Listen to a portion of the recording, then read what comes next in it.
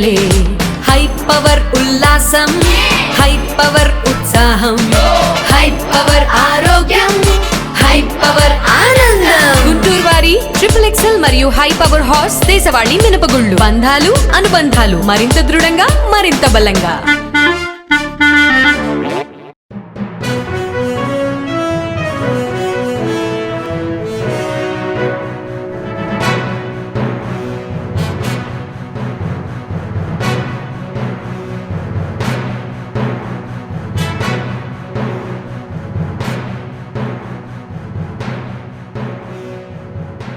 నమస్కారం. NXT G news కి స్వాగతం. ముందుగా హెడ్లైన్స్.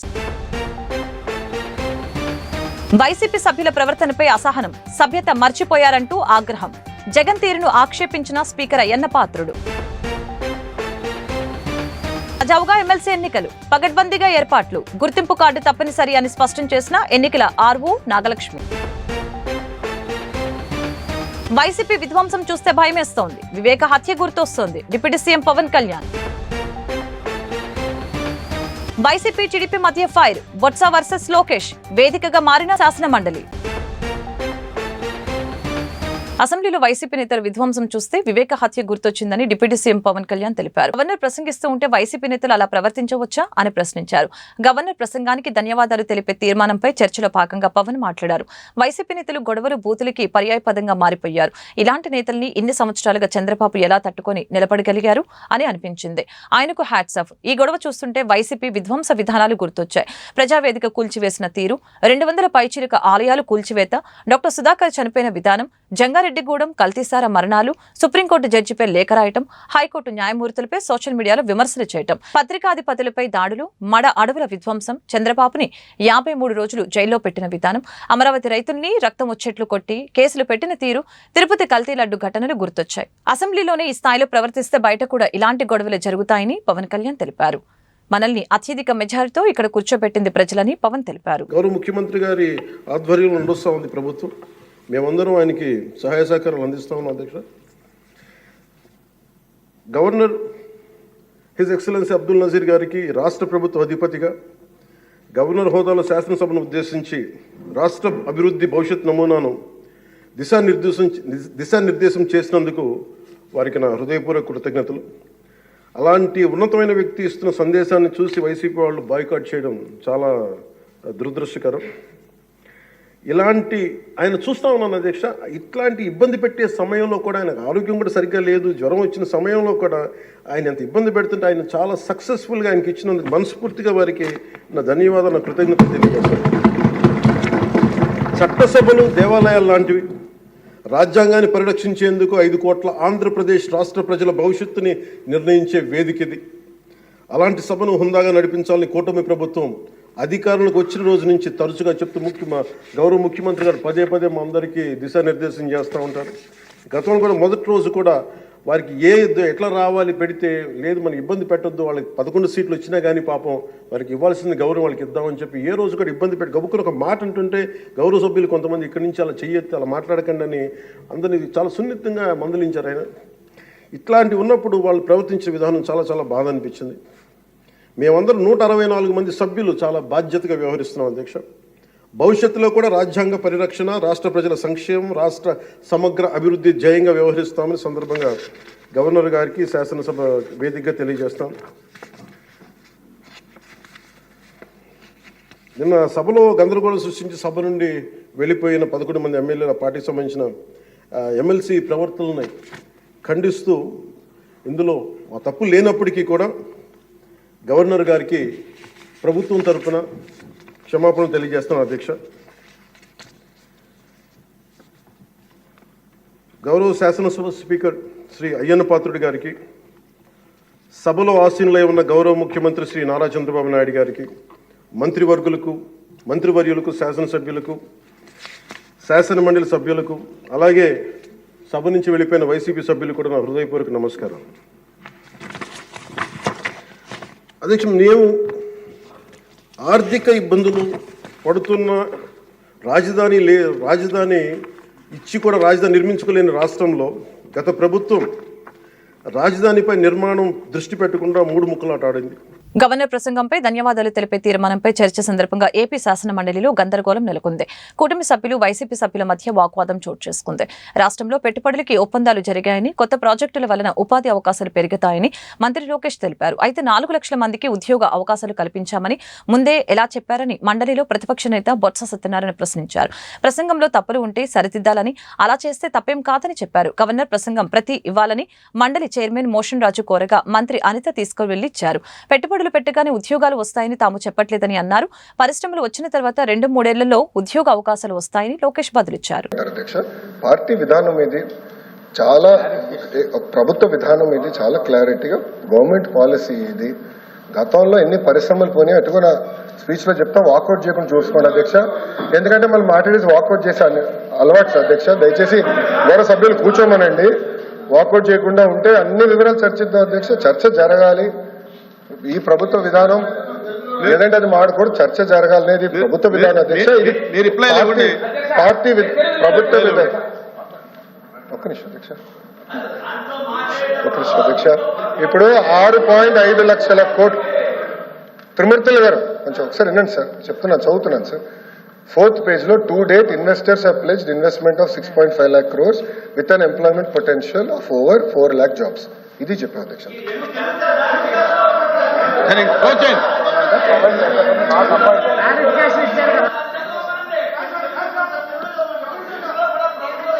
అంటే ప్రొవైడ్ చేస్తాము, నాకు అపాయింట్ అధ్యక్ష. ఓకే కొంతమంది సభ్యులకి ఇంగ్లీష్ రాదని వాళ్ళే అన్నారు కనుక మీరే అన్నారు కదా అధ్యక్ష. ఓకే చెప్పండి. తెలుగులో కూడా అధ్యక్ష చాలా మీరే అన్నారు అధ్యక్ష. నేను అనలేదు, నేను ఎక్కడ అనలేదు అది అధ్యక్ష. గౌరవ సభ్యుల నుంచి మాకు ఇంగ్లీష్ రాదు, తెలుగులో మాట్లాడిన తెలుగు పుస్తకం తీసుకుని నేను చెప్తాను అధ్యక్ష. 3వ పేజీలో ఇప్పటి వరకు ఇన్వెస్టర్లు 6.5 లక్షల కోట్లు పెట్టుబడులు పెట్టారు మరియు 4 లక్షల మందికి ఉపాధి అవకాశాలే కల్పించబడింది. నియమించలేదు, అవకాశాలు కల్పించబడింది. ఆపర్చునిటీ క్రియేట్ చేశాం. నేను 4 లక్షల ఉద్యోగాలు ఇచ్చాను చెప్పావా? 4 లక్షల ఉద్యోగాలు ఇచ్చాము అని చెప్పలేదు.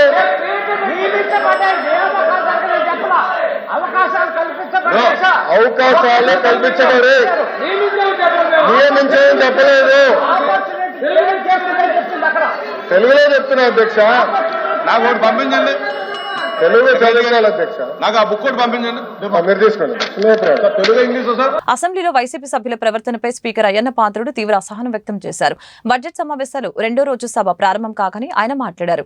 గవర్నర్ ప్రసంగం సమయంలో వైసీపీ సభ్యులు వ్యవహరించిన తీరు సరికాదని తెలియజేశారు. అలాగే సీఎంగా పనిచేసిన వ్యక్తి సభ్యత మరిచి ప్రవర్తించారని జగన్ ని ఉద్దేశించి అయ్యన్న వ్యాఖ్యానించారు. బొత్స వంటి సీనియర్ నేత పక్కనే ఉండి కూడా జగన్ చేసేది తప్పని చెప్పలేదని ఆక్షేపించారు. రానున్న రోజుల్లో ఇలాంటివి జరగడానికి వీల్లేదని, ఇకనైనా జగన్ విజ్ఞతతో వ్యవహరించాలని అన్నారు. మొదటి రోజు సమావేశానికి వచ్చేసిన సభ్యులందరికీ స్వాగతం. ఈ సభని ప్రారంభించే ముందు 2 విషయాలు కొన్ని మీతో మాట్లాడాలనుకుంటున్నాను. నేను ఏంటంటే నిన్న సభలో జరిగినట్టు సంఘటన మీ అందరూ చూశారు. నాకైతే చాలా బాధ అనిపించింది. ప్రజాస్వామ్యంలో మన రాష్ట్రంలో ఉన్నతమైన సభ ఈ సభ. ఆ సభకి ప్రసంగించడం కోసం ముఖ్య అతిథిగా గవర్నర్ గారిని అతిథిగా మనం ఆహ్వానించుకున్నాం. అతన్ని గౌరవించవలసిన బాధ్యత అందరూ సభ్యులందరూ ఉంది, మీ అందరికీ తెలిసిన విషయమే. అటువంటి గవర్నర్ గారు ఉపన్యాసం చేస్తున్నప్పుడు నిన్న జరిగిన సంఘటన సభ్య సమాజం సిగ్గుపడవలసిన విషయం నేను భావిస్తున్నాను. నిన్న జరిగిన సంఘటన మీరు కళ్ళారా చూశారు, మీరు అందరూ కూడా, మీరే కాదు ప్రజలందరూ చూశారు. ఒక ముఖ్యమంత్రిగా పనిచేసిన వ్యక్తి, ఒక పార్టీకి అధ్యక్షుడిగా ఉన్న వ్యక్తి, పార్లమెంటు మెంబర్గా కూడా పనిచేసిన వ్యక్తి సభ్యత మర్చిపోయి ఆ విధంగా ప్రవర్తిస్తే కనీసం కూర్చొని చూస్తూ నవ్వుకుంటున్నాడు తప్పించి వాళ్ళ సభ్యుల్ని కంట్రోల్ చేసే పరిస్థితి ఎక్కడ కనిపించదండి మనకి. పైగా ఎంకరేజ్ చేస్తాడండి. ఇది సాంప్రదాయం అండి. ఇది సాంప్రదాయం అంటారా? సాంప్రదాయం ఏంటండి? ఇది ఒక ఉన్నతమైన వ్యక్తిని అగౌరవపరిచే విధంగా ప్లే కార్డ్స్ పట్టుకొని రావడం, కాగితాలు చింపి పోడియం మీద విసిరారు. అంటే గవర్నర్ మాట్లాడుతూ ఉంటే గవర్నర్ మీద ఇది పద్ధతి కాదు. ఈ సాంప్రదాయం అంటాడు. ఏంటి సాంప్రదాయం నాకు అర్థం కాదండి. ఇది పద్ధతి కాదు. ప్రజాస్వామ్యం ఇది మంచి పద్ధతి కాదు. పైగా అతనికి ఆ ఆలోచన లేకపోయినా పక్కనే ఉన్నటువంటి సీనియర్ మెంబర్ బొత్స సత్యనారాయణ గారికి కూడా ప్రోత్సహించారు. వారైనా ఇది తప్పు అని చెప్పే పరిస్థితి లేదు. ఇటువంటి సంఘటనలు రాబోయే రోజులు జరగకూడదు అనేది నా తాలూకు ఆలోచన విధానం. మీరందరూ కూడా గమనిస్తూనే ఉన్నారు. రాష్ట్రంలోని విశ్వవిద్యాలయాల ఉపకులపతుల రాజీనామాల అంశంపై శాసన మండలిలో వైసీపీ టీడీపీ మధ్య వాదోపవాదనలు సాగాయి. వీసీలను రాష్ట్ర ప్రభుత్వం బెదిరించి రాజీనామా చేయించిందని వైసీపీ సభ్యులు ఆరోపించారు. ఈ అంశంపై న్యాయ విచారణ జరిపించాలని మండలిలో ప్రతిపక్ష నేత బొత్స సత్యనారాయణతో సహా వైసీపీ సభ్యులు డిమాండ్ చేశారు. బెదిరింపులతోనే రాజీనామా చేసినట్లు వీసీలు లేఖల్లో పేర్కొన్నారని అన్నారు. ఆయా లేఖల్లో ఏముందో దానిపైన విచారణ జరపాలని అన్నారు. అనంతరం మంత్రి లోకేష్ స్పందిస్తూ ఆరోపణలు చేసే ముందు ఆధారాలతో మాట్లాడాలని హితో పలికారు. 2019 నుంచి 2024 వరకు జరిగిన అవకతవకలపైన విచారణ జరిపిస్తామని చెప్పారు. 17 మంది వైస్ ఛాన్సలర్లని బలవంతంగా రాజీనామాలు చేయిస్తారు అధ్యక్ష. ఈ ప్రాసెస్ అన్నది ఇప్పటి వరకు ఎక్కడ కూడా జరగలేదు అధ్యక్ష. ఎవరు బెదిరించారా? I'm challenging the member to prove in this house. ఇదే సత్యదూర మాటలు. విద్యాశాఖ మంత్రిగా నుంచి కూర్చోండి, ఆధారాలతో బయట పెట్టండి. మీలాగా ముఖ్యమంత్రి గారి ప్రోగ్రామ్ కి పిల్లలు మేము పంపించాం. మేమేదో మట్టేస్తాం, తర్వాత మీరు దొలుపుకోండి అంటే ఏంటి అధ్యక్ష? ఇది వాళ్ళు రాజీనామా చేశారు. ఎందుకు రాజీనామా చేశారో ప్రెస్ మీట్ పెట్టి చెప్పండి. I'm no issue. APSC chairman ఎందుకు రాజీనామా చేశారో ప్రెస్ మీట్ పెట్టి చెప్పండి. I'm no problem. అధ్యక్ష, ఎప్పుడు లేని విధంగా వైస్ ఛాన్సలర్స్ కోసం 500 మంది అప్లై చేశారు అధ్యక్ష. క్షమించాలి, టాప్ యూనివర్సిటీస్ నుంచి రాజకీయ ప్రమేయం లేకుండా ఫస్ట్ టైం వైస్ ఛాన్సలర్స్ చేశాం అధ్యక్ష. సమాజం మొత్తం గర్వపడే విధంగా చేశాం. సామాజిక న్యాయం చేశాం అధ్యక్ష. గత ప్రభుత్వం లాగా ఒకరికే ఇవ్వలేదు. నేను ఎన్డీఏ ప్రభుత్వం బెదిరిస్తుంది అనే పదం నేను చెప్పలేదు. దీని మీద జ్యుడిషియల్ ఎంక్వైరీ అధ్యక్ష. అధ్యక్ష, గతంలో ఏమన్నారు? మాట తప్ప మడిమ తిప్పామన్నారు. ఇప్పుడు అదే జరుగుతుంది. మాట చెప్తున్నారు, మడిమ తిప్పుతున్నారు. గవర్నర్ గారి ఆధ్వర్యంలో విశ్వవిద్యాలయాలు నడుస్తాయి. ప్రెస్ మీట్ పెట్టి చెప్పమని ఎవరు బెదిరించారు? లోకేష్ ఫోన్ చేశారా? అనిత గారు ఫోన్ చేశారా? సవిత గారు ఫోన్ చేశారా?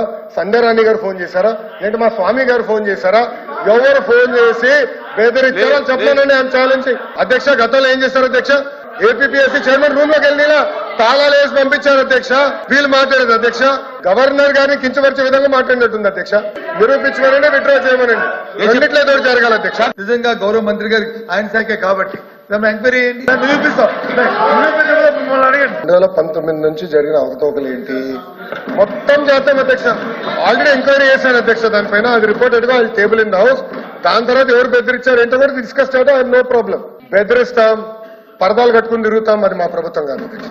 బెదిరించే అలవాటు మాకు లేదు. జడ్జిల్ని భయపరిచే అలవాటు మాకు లేదు. జడ్జిల భార్యల పైన మేము పోస్టులు పెట్టే అలవాటు మా ప్రభుత్వానికి లేదు అధ్యక్ష. మీరు చేశారు ఇవన్నీ. సిబిఐ ఎంక్వైరీ ఉంది, అన్ని బయటకు వస్తాయి. 100% వస్తుంది. అందుకే కదా ఒకడు ఆల్రెడీ జైల్లో ఉన్నాడు. అన్ని ఎంక్వైరీ చేస్తాం. మేము ఎద్ది వదిలిపెట్టాం అధ్యక్ష. నేను ఆ రోజు చెప్పాను కదా, ఎవరైతే చట్టాన్ని ఉల్లంఘించి ప్రజల్ని, మా కార్యకర్తలు ఇబ్బంది పెట్టారో వదిలే ప్రసక్తే ఉండదు. Wait and watch. Time date రాసుకోండి. మాకేం అభ్యంతరం లేదు. ఎవరు ఇక్కడ బెదిరిపోయిన వాళ్ళు, అదిరిపోయిన వాళ్ళు ఎవరు లేరు. ఎవరు తప్పు చేస్తే వాళ్ళు అనుభవిస్తారు. ఏంటి ఎంక్వైరీ అయ్యింది, సపరేట్ ఎంక్వైరీ అయ్యింది. బొత్స గారు ఇవ్వండి, ఆధారాలు ఇవ్వమని ఎంక్వైరీ చేస్తా. Are you ready? I'm ready. No. ఒకటైనా ప్రూఫ్ ఉండాలి కదా సార్. ఎల్ఓపి గారికి నేను ప్రామిస్ ఇస్తున్నా, ఐ విల్ టేక్ యాక్షన్. ఆధారాలు ఇవ్వనండి సార్. ఎన్నోసార్లు మంత్రిగా చేశారు ఎల్ఓపి గారు. You're very senior leader. Lokesh గారు, దిస్ నాట్ ఫేర్. ఆంధ్రప్రదేశ్ శాసనమండలి సమావేశాలు వాడివేడిగా సాగుతూ ఉన్నాయి. గవర్నర్ ప్రసంగానికి ధన్యవాదాలు తెలిపే తీర్మానంపై అధికార విపక్ష సభ్యుల మధ్య వాగ్వాదంతో గందరగోళం నెలకొంది. వైసీపీకి ప్రతిపక్ష హోదా ఎందుకు ఇవ్వటం లేదని ఎమ్మెల్సీ మాధవరావు ప్రశ్నించారు. వైసీపీకి ప్రతిపక్ష హోదా ప్రజలే ఇవ్వలేదని హోంమంత్రి అనిత గట్టి కౌంటర్ ఇచ్చారు. దయచేసి చాలా ఇంపార్టెంట్ సబ్జెక్ట్ సార్.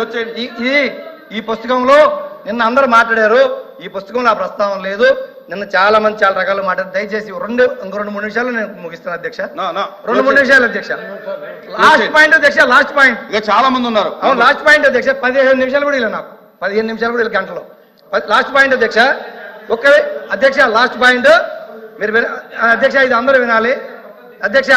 అధ్యక్ష, ఇప్పుడు ప్రజాస్వామ్య వ్యవస్థ, భారత రాజ్యాంగం, వాటి మీద గౌరవం నుండి అందరం కూడా దాని ద్వారా ఎన్నుకొని సభలకు వచ్చారు అధ్యక్ష.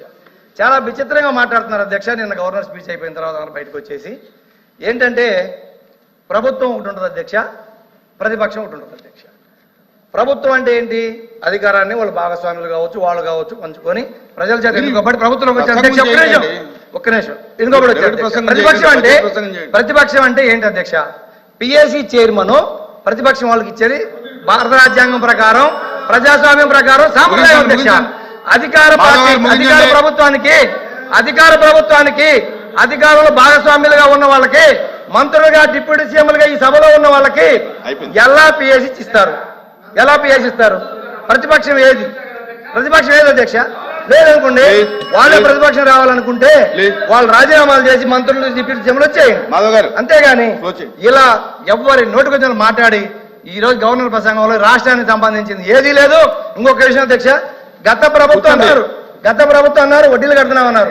గత ప్రభుత్వం వడ్డీలు కడుతుంది వాళ్ళు చేసిన అప్పులకి, మేము చేసిన అప్పులకి, మేము కట్టే వాళ్ళు చేసిన అప్పులకి 3.5 లక్షల కోట్ల అప్పు 19 నాటికి ఉంటే 1 లక్ష కోట్ల బాకీలు పెట్టిపోతే ఆ బాకీలు 19-24 మధ్యలో జగన్మోహన్ రెడ్డి ప్రభుత్వం తీర్చింది. ఆ 3.5 లక్షల కోట్లకి మేము వడ్డీ కట్టే 5 ఏళ్ళు. మంత్రి గారు, హోమ్ మినిస్టర్ గారు కూర్చో, అయిపోయింది కూర్చోండి. అధ్యక్ష, ఇందాక లోపి గారు కూడా చెప్తూ ఇది గవర్నర్ గారు. కూర్చోండి మాధవ్ గారు కూర్చోండి. హోమ్ మినిస్టర్ గారు. అధ్యక్ష, ఇక్కడ ఒక 2 విషయాలు అధ్యక్ష. అంటే గవర్నర్ గారి స్పీచ్ కి సంబంధించి ధన్యవాదాలు తెలిపే తీర్మానంలో ఏదైనా సభ్యులు సత్యదూరం క్షమించండి అధ్యక్ష, సత్యదూరానికి సంబంధించిన అంశాలు చెప్పినప్పుడు కంపల్సరీగా మేము చెప్పాల్సిన బాధ్యత ఉంది. కంపల్సరీగా రిప్లైలో ఎవరైతే మంత్రి గారు చెప్తారో వాళ్ళందరూ కూడా చెప్తారు అధ్యక్ష. ఇప్పుడు మన సభ్యులు మాట్లాడినప్పుడు ప్రతిపక్ష హోదా గురించి మాట్లాడారు అధ్యక్ష. ఎందుకు ఈ సభలో మాట్లాడుతున్నానంటే ఆయన ఈ సభలో ఎత్తారు కాబట్టి విషయం చెప్పాలి అధ్యక్ష. ప్రతిపక్ష హోదా రావటానికి వాళ్ళకున్న సభ్యులు సరిపోతారని వాళ్ళకు వచ్చిన రూల్ బుక్ లో అధ్యక్ష చెప్పాలి. గురించి ప్రతిపక్షం గురించి అంత గట్టిగా మాట్లాడుతూ నిన్న గవర్నర్ గారి ప్రసంగంలో తమరు ఉన్నారు అధ్యక్ష. గవర్నర్ గారి ప్రసంగంలో తమరు ఉన్నారు. ఒక పక్క మీరు, ఒక పక్క స్పీకర్ గారు, ఒక పక్క గవర్నర్ గారు మాట్లాడుతున్న సందర్భంలో ప్రతిపక్ష హోదా కావాలి అని చెప్పి అడగడం అన్నది ఎంతవరకు సభ్యత అధ్యక్ష?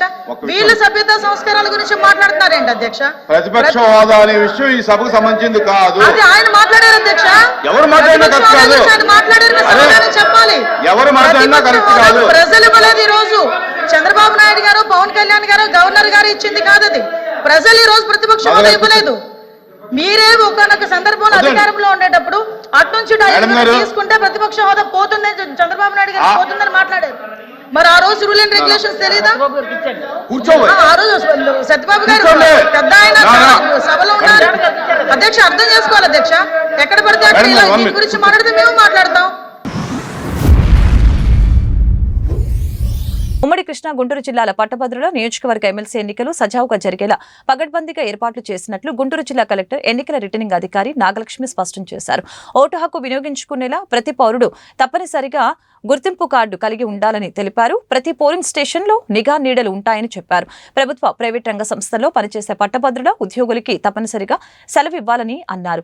గుంటూరు జిల్లా కలెక్టర్ కార్యాలయంలోని డిఆర్సీ మీటింగ్ హాల్లో ఏర్పాటు చేసిన మీడియా సమావేశంలో నాగలక్ష్మి మాట్లాడారు. ఈ నెల 27వ తేదీన జరిగే ఎన్నికల్లో ప్రతి ఓటరు తప్పనిసరిగా ఓటు హక్కు వినియోగించుకోవాలని తెలియజేశారు. ఓటర్లను ప్రలోభాలకి, బెదిరింపులకి, దౌర్జన్యాలకి గురి చేసిన చట్ట ప్రకారం చర్యలు తప్పవని తెలియజేశారు. ప్రత్యేక సెల్తో పాటు కంట్రోల్ రూమ్ ని కూడా ఫోన్ చేసి ఓటర్లు తమ సందేహాలని నివృత్తి చేసుకోవచ్చని ఈ సందర్భంగా తెలిపారు. ఓటు వేసే సమయంలో తీసుకోవాల్సిన జాగ్రత్తల గురించి వెల్లడించారు.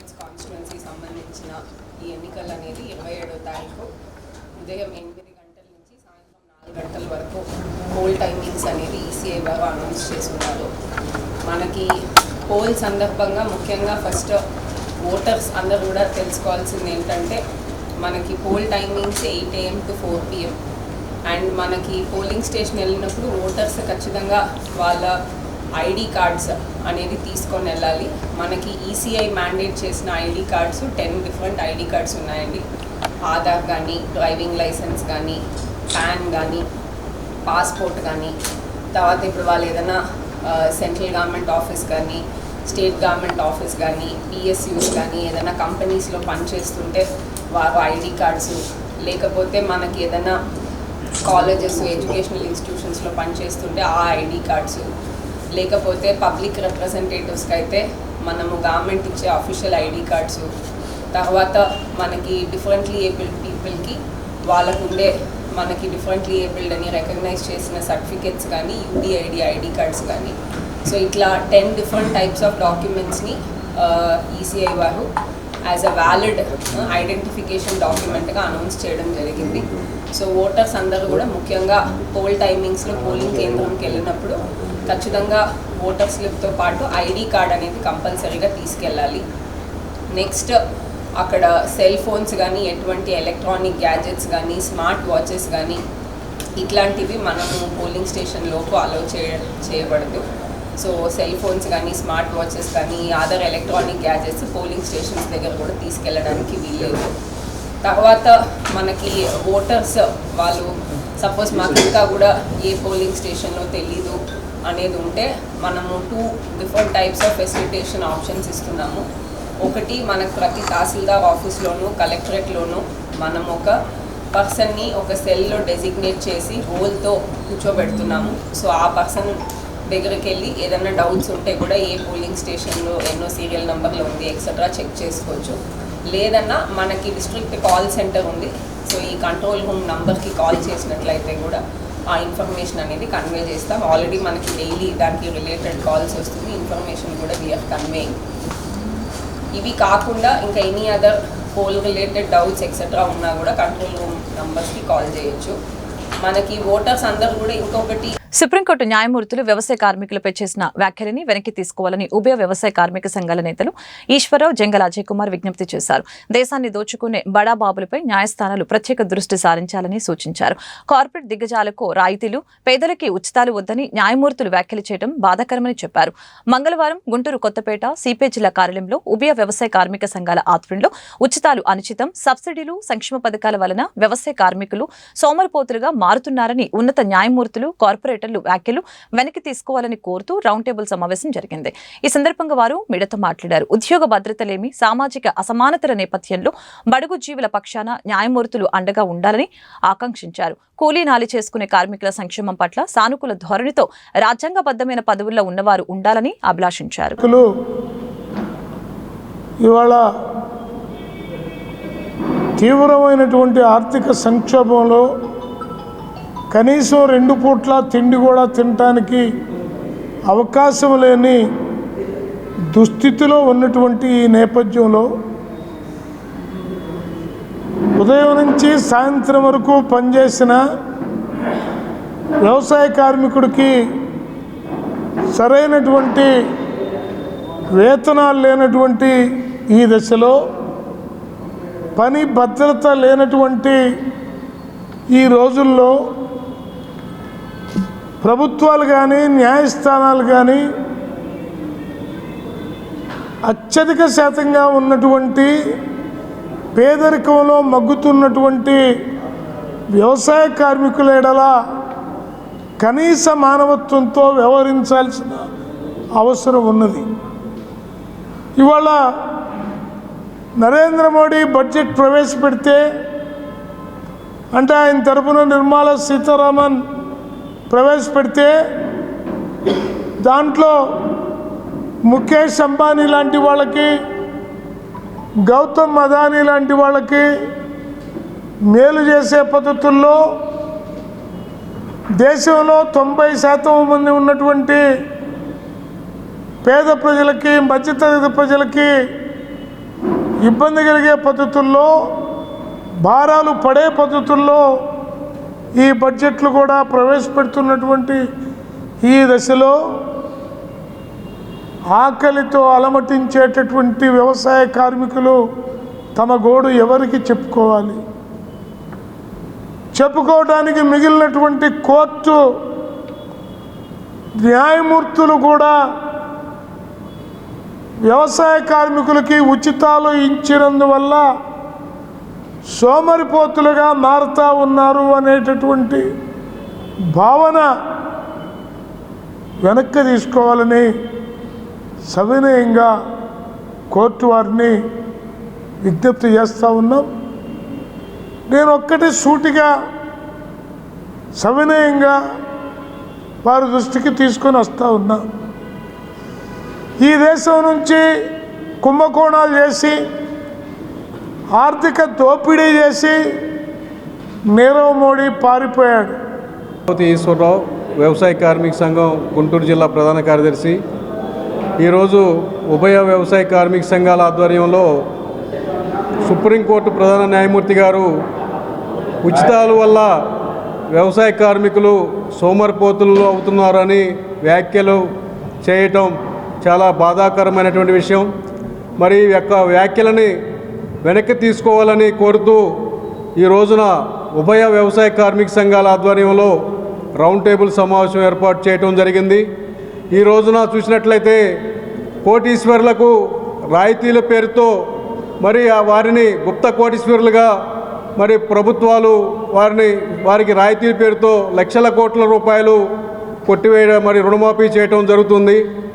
పేదవారు తినటానికి తిండి లేక, పిల్లల్ని చదివించుకోలేక ఆర్థిక తోడ్పాటుకి మరి ఈ రోజున ప్రభుత్వాలు వారికి సహాయం చేసేటువంటి నేపథ్యంలో మరి ఈ రోజున దేశంలోకెల్లా అత్యున్నత న్యాయస్థానం సుప్రీంకోర్టులో ప్రధాన న్యాయమూర్తి గారు పేదలకు ఉచితాలు వద్దని ఇవ్వటం వల్ల వారు ఇట్లా సోమరిపోతులుగా అవుతున్నారని చెప్పటం మరి ఈ రోజున సమాజం మరి చాలా ఆ యొక్క వ్యాఖ్యలను ఉంటుంటే చాలా బాధాకరమైన విషయం.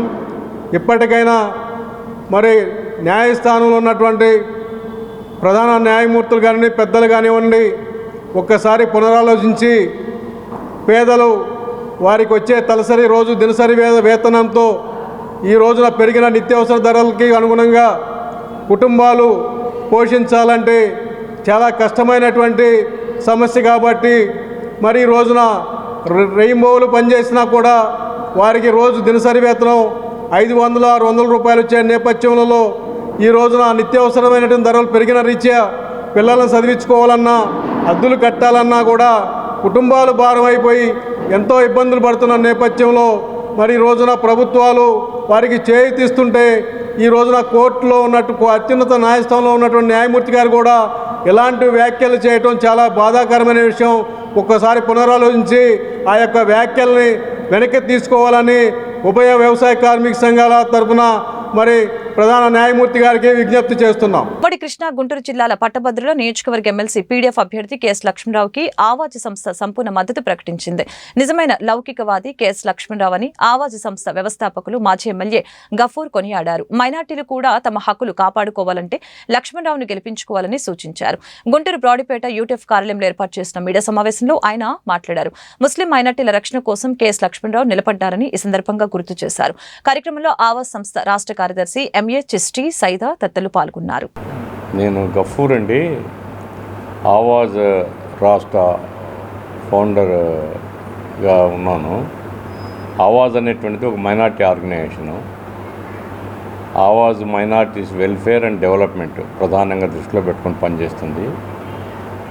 మైనార్టీ ప్రజలు ఈరోజు దేశంలో చాలా ఇబ్బందులు ఎదుర్కొంటున్నారు. దాంట్లో భాగంగా ఆంధ్ర రాష్ట్రంలో కూడా దాని ప్రభావం ఉంది.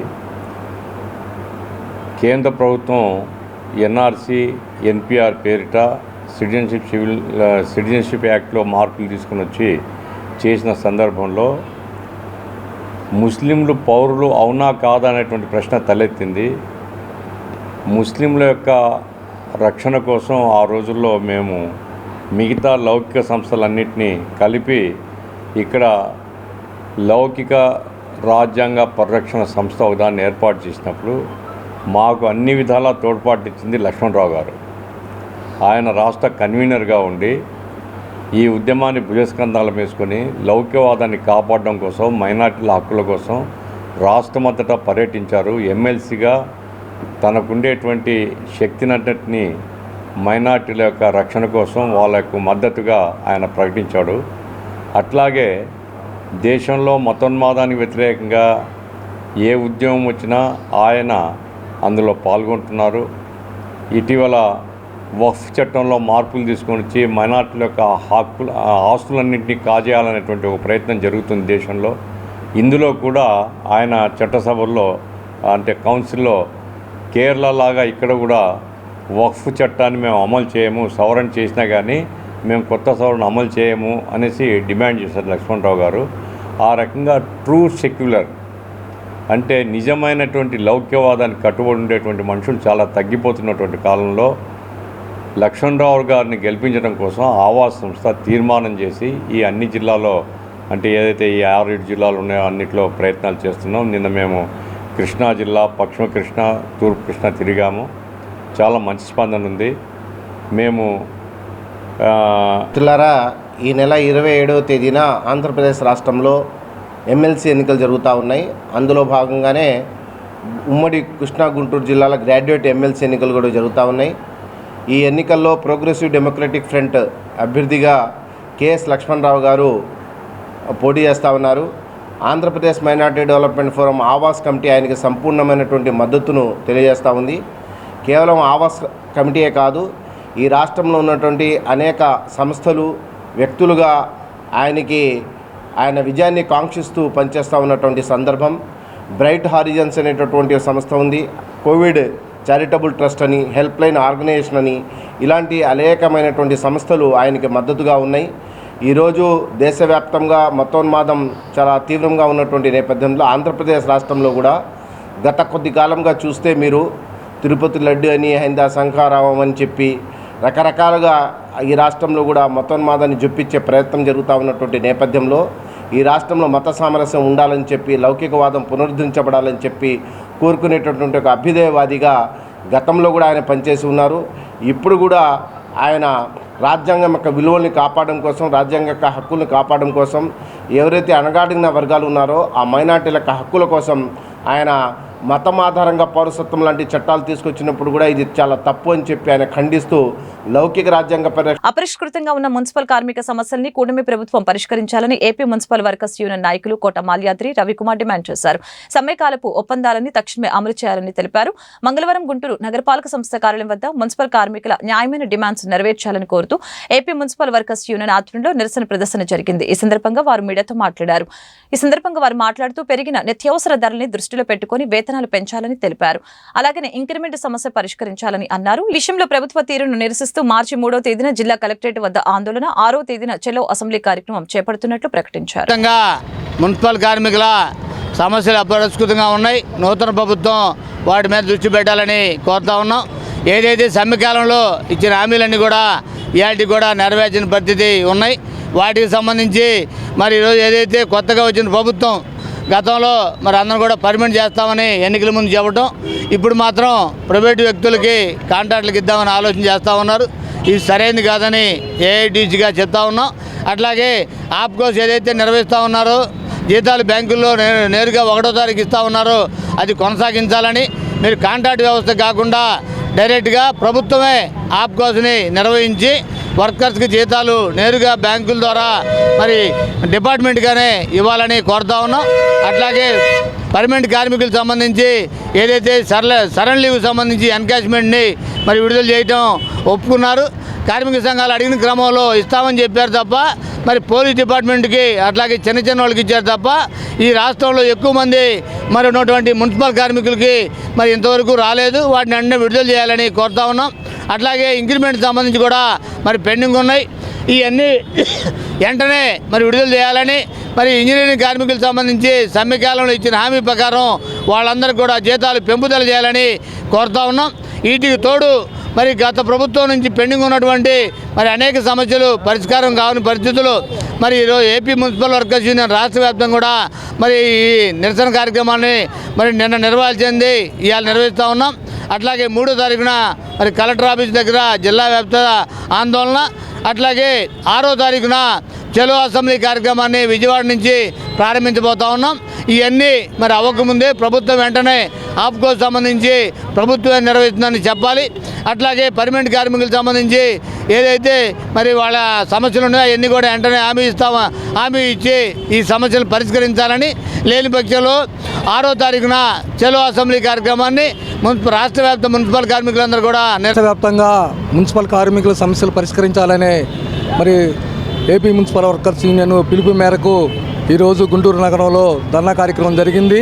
ప్రధానంగా మరి అవుట్సోర్సింగ్ కార్పొరేషన్ను రద్దు చేస్తామని చెప్పేసి రాష్ట్ర కేబినెట్ మరి నిర్ణయం తీసుకుంది. దీన్ని ఏపీ మున్సిపల్ వర్కర్స్ యూనియన్ వ్యతిరేకిస్తూ ఉంది. కార్మికులకి మరి అవుట్సోర్సింగ్ కార్పొరేషన్ రద్దు చేసిన పక్షంలో ఎమ్మెల్యే కార్మికులకి కార్పొరేషన్లు, మున్సిపాలిటీలు, నగర పంచాయతీలు వాళ్ళ జీతభత్యాలు, పిఎఫ్, ఈఎస్ఐలు నిర్వహణ చేయాలని చెప్పేసి యూనియన్గా డిమాండ్ చేస్తూ ఉన్నాం. అదేవిధంగా రాష్ట్ర వ్యాప్తంగా మరి కార్మికులకి పని భద్రత లేని పరిస్థితి కనపడతా ఉంది. కార్మికులు రోడ్డు మీదకి వచ్చే పరిస్థితి కనపడతా ఉంది. దీన్ని దృష్టిలో పెట్టుకొని ఈ రాష్ట్ర ప్రభుత్వం మరి అవుట్సోర్సింగ్ కార్పొరేషన్ నిర్వహణలో మరి ఇంకొకసారి పునఃసమీక్షించాలనేది మేము కోరుతా ఉన్నాము. లేని పక్షంన రాష్ట్ర వ్యాప్తంగా మరి ఆందోళన కార్యక్రమాలు ఏపీ మున్సిపల్ వర్కర్స్ యూనియన్ పిలిపించింది. అందులో భాగంగా మరి రేపు 3వ తారీఖున జిల్లా కలెక్టరేట్ కాడ ధర్నా కార్యక్రమంలో కార్మికులందరూ పాల్గొనవలసింది కూడా మేము విజ్ఞప్తి చేస్తూ ఉన్నాము. అదేవిధంగా మరి విజయవాడలో చలో విజయవాడ కార్యక్రమాన్ని నిర్వహిస్తూ ఉన్నాము.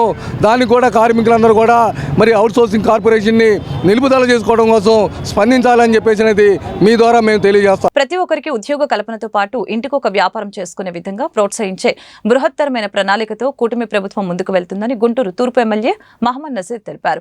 రాష్ట్ర రాజధాని అమరావతి అని ప్రజలు గర్వంగా చెప్పుకుంటున్నారని తెలియజేశారు.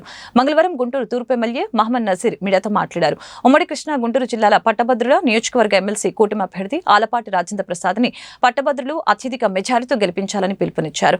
రాజకీయ రంగంలో అపారమైన అనుభవం ఉన్న ఆలపాటి రాజేంద్ర ప్రసాద్ పట్టభద్రుల వాయిస్ ని శాసన మండలిలో సమర్థవంతంగా వినిపిస్తారని ఈ సందర్భంగా తెలియజేశారు.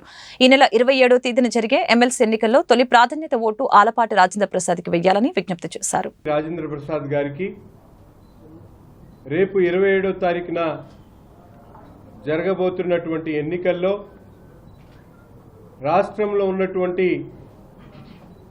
మేధావులు, ముఖ్యంగా ఉమ్మడి కృష్ణా గుంటూరు జిల్లాలో ఉన్నటువంటి పట్టాభద్రుల దగ్గర నుండి మేధావులు, నిరుద్యోగులు, పెద్ద ఎత్తున ఉన్నటువంటి ఉపాధ్యాయులు విరివిరిగా తమ అమూల్యమైనటువంటి ఓటును తప్పనిసరిగా మొదటి ప్రాధాన్యత ఓటును తప్పనిసరిగా ఆలపాటి రాజేంద్ర ప్రసాద్ గారికి వేసి అఖండ మెజారిటీతో గెలిపించాలని చెప్పి మనస్ఫూర్తిగా ప్రార్థిస్తూ ఉన్నాం.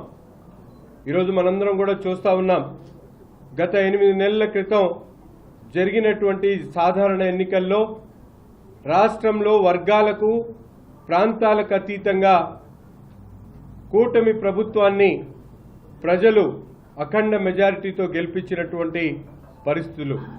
ఒక పక్కన కార్మికులు కానీ, సామాన్యుల దగ్గర నుండి చదువుకున్నటువంటి వ్యక్తుల దాకా అందరూ కూడా ఉమ్మడిగా ఒక ఎజెండాతో రాష్ట్ర అభివృద్ధిని ఆకాంక్షించేటువంటి ప్రతి ఒక్క పౌరుడు కూడా ముందుకొచ్చి కూటమి ప్రభుత్వాన్ని, చంద్రబాబు నాయుడు గారి నాయకత్వాన్ని బలపరిచినటువంటి పరిస్థితులు.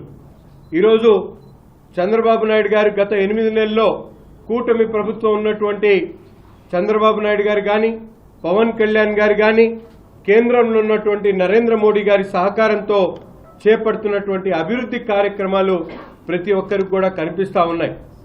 సామాన్యులు ఇచ్చినటువంటి తీర్పు ఈరోజు చదువుకున్నటువంటి పట్టాభద్రులుగా ఉన్నటువంటి ప్రతి ఒక్కరు కూడా దాన్ని కొనసాగింపుగా మనందరి అభ్యర్థిగా ఉన్నటువంటి ఆలపాటి రాజేంద్ర ప్రసాద్ గారిని గెలిపించి ఏదైతే ఈ అభివృద్ధి సంక్షేమ కార్యక్రమాలు కొనసాగుతూ ఉన్నాయో దాని అందరినీ కూడా తట్టిటువంటి కార్యక్రమాన్ని ముందుకు తీసుకుని వెళ్ళేటువంటి బాధ్యతను ఈరోజు మేధావులందరూ కూడా తీసుకోవాల్సినటువంటి ఆవశ్యకత ఎంతైనా ఉంది. ఈరోజు మనందరం కూడా చూస్తూ ఉన్నాం, రాష్ట్రంలో రాజధాని ఏది అంటే గూగుల్ సైతం కూడా సమాధానం చెప్పలేనటువంటి పరిస్థితులు గత 8 నెలల్లో ఉన్నాయి. కానీ ఈరోజు ఎల్కేజీ, యూకేజీ చదువుకుంటున్నటువంటి పిల్లవాడు సైతం ఈ రాష్ట్రానికి రాజధాని ఏది అంటే గర్వంగా అమరావతి అనేటువంటి పరిస్థితి ఈ 8 నెలల్లో వచ్చింది. దీనికంతటి కారణం కూటమి ప్రభుత్వం ఈరోజు కూటమి ప్రభుత్వం రాష్ట్రంలో ఉన్నటువంటి నిరుద్యోగ సమస్యను పూర్తిగా నిర్మూలించడానికి. వార్తలు ముగించే ముందు హెడ్లైన్స్ మరొకసారి. వైసీపీ సభ్యుల ప్రవర్తనపై అసహనం, సభ్యత మర్చిపోయారంటూ ఆగ్రహం.